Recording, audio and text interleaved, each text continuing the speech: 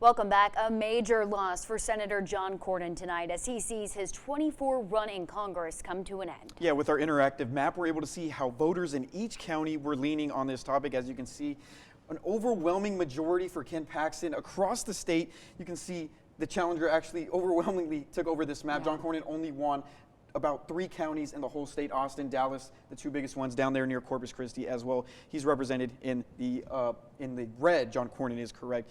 Most counties overwhelmingly, as we said, voted for Ken Paxton. And when we zoom into Central Texas, it's a little bit of the same story. So we're going to go ahead and zoom in here. You can see Waco, Bell, Falls, Coryell, a whole bunch of our counties, McLennan County as well, voted overwhelmingly in support. Republican voters picked Paxton over Cornyn. That's the message we got tonight. Here's what the men had to say after seeing those numbers.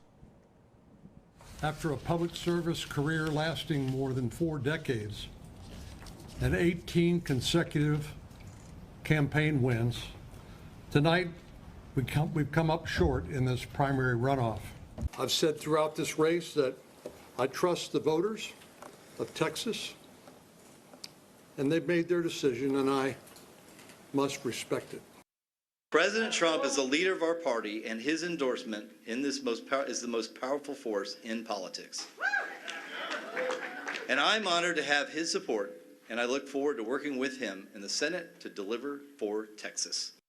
Shortly after Paxton was named the winner, the Democratic nominee for Senate made his voice heard on social media.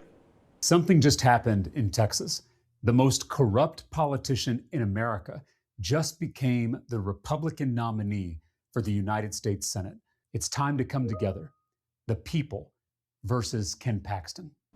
In that video shared to X, James Tellerico focused on Paxton's impeachment and blamed him for the state's affordability problems. Tellerico and Paxton will both be on your ballot this November.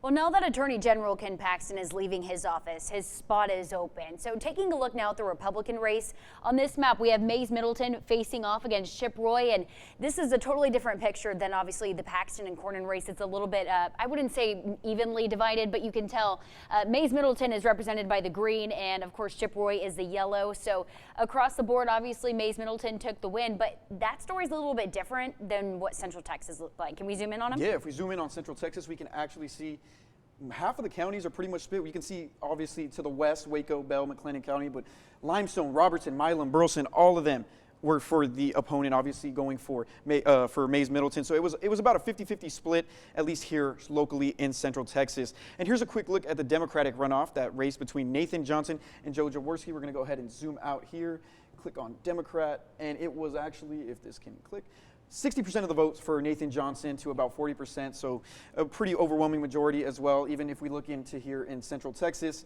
you can see the majority, again, voting in favor of Nathan Johnson.